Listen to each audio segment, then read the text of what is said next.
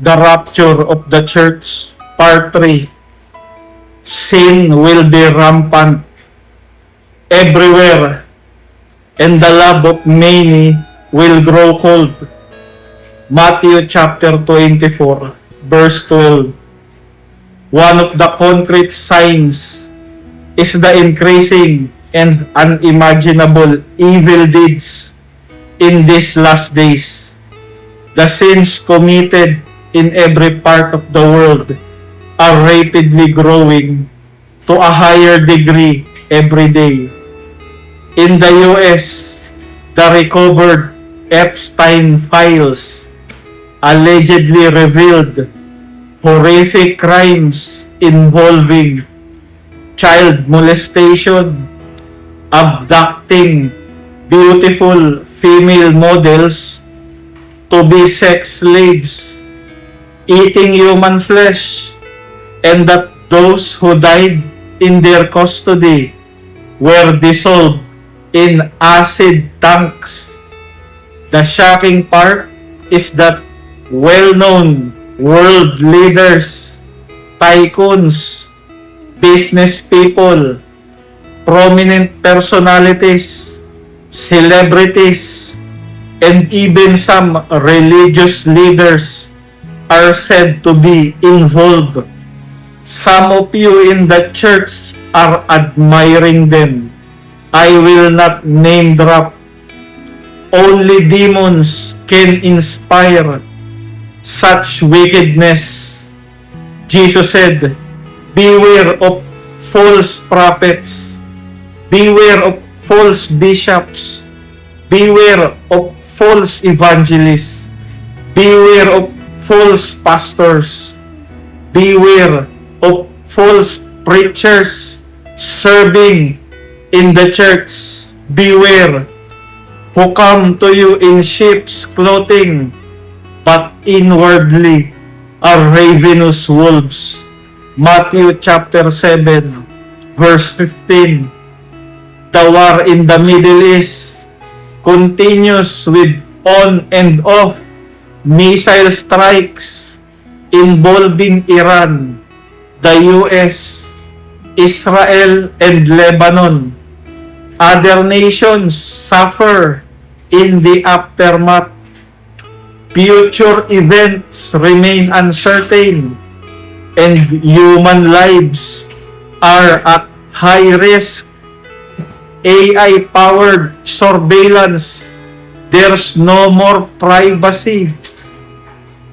Economic downfall, security threat, trade disrupted, humanitarian challenge, mass layoffs, and rampant sexual immorality, HIV/AIDS, hantavirus, and Ebola virus are also trying to gain momentum on the world stage, though not yet widespread.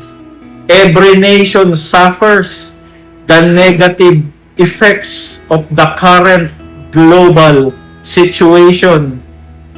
Political crises are worse today than in the past decades. Opposition groups and administrations are fighting each other not to strengthen their nation but to maintain their power and possessions, to keep their pockets, bank accounts are full. High inflation and the soaring cost of living have caused suffering among people all around the world. For we know that the whole creation groans and suffers the pains of childbirth together until now. Romans chapter 8, verse 22. God allows the church to pass through trials in life and testing of faith through these events in the world, like gold refined by fire, 7 times. The love, the faith, the commitment of the church will be refined by fire again and again and again. The church's obedience and daily walk with Jesus Christ will be tested by fire again and again and again. God will intentionally place the church in the fiery furnace to purge and purify the church like Shadrach, Meshach, and Abednego, whose faith was tested in blazing fire. The image of Jesus Christ was extracted and revealed in their lives through enduring extreme trials. He said, "Look, I see 4 men walking around in the fire, unbound and unharmed. And the 4th man looks like a son of the gods." Daniel chapter 3, verse 25.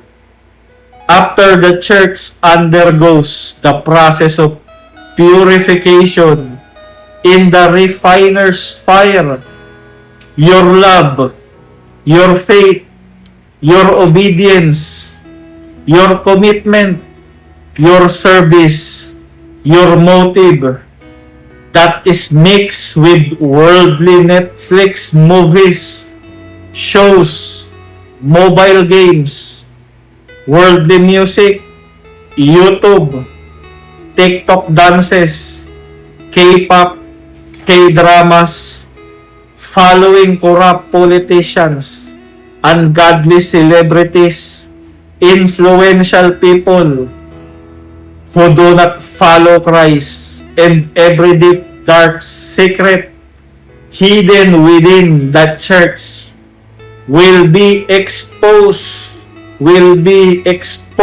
and burned to ashes. Those who are wise will shine like the brightness of the heavens, and those who lead many to righteousness like the stars forever and ever. Daniel chapter 12, verse 3.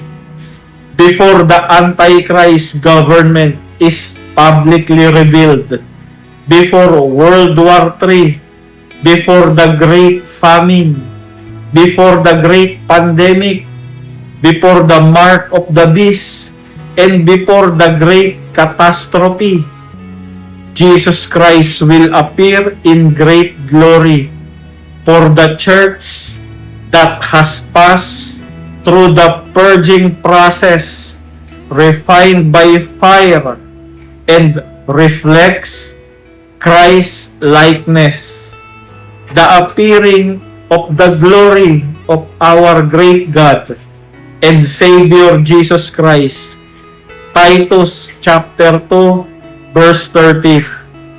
To the one who is victorious, I will give the right to eat from the tree of life, which is in the paradise of God. Revelation chapter 2, verse 7. The message of God in this end time is plain and simple. You will be tried by fire again and again, like Daniel, Shadrach, Meshach, and Abednego. In the New Testament, apostles and the early church, they proved their love, faith, obedience, commitment through enduring those persecutions and trials, and they proved themselves to be worthy. And through them, the life of Jesus was revealed and extracted. Hallelujah. The same with us today. We will surely pass through the fire again and again and again to refine us for the purpose to transform us into the image and likeness of our Savior, Jesus Christ. Let us pray. Our Father, our God in heaven, thank you for choosing us. Thank you for filling us your Holy Spirit. Thank you for covering us your holy presence. Our Father, mighty Father, move us with the strength of the Holy Spirit to do the works of God, to do your will, to push, to expand your kingdom here in Arabian Gulf, to push the kingdom of the gospel here in the Middle East. Lord, and through us, your salvation, your deliverance, your healing miracles, and the revival will flow through us. It will begin in the Middle East, and you will bring this to Iran, to North Korea, to Russia, to China, and to those nations who are close to the gospel. Lord, we will witness the greatest revival. We will witness the greatest miracles these last days. Thank you for hearing our prayers and protect us, protect your church until the coming of the Lord Jesus. Lord, we thank you. In Jesus' name, amen and amen.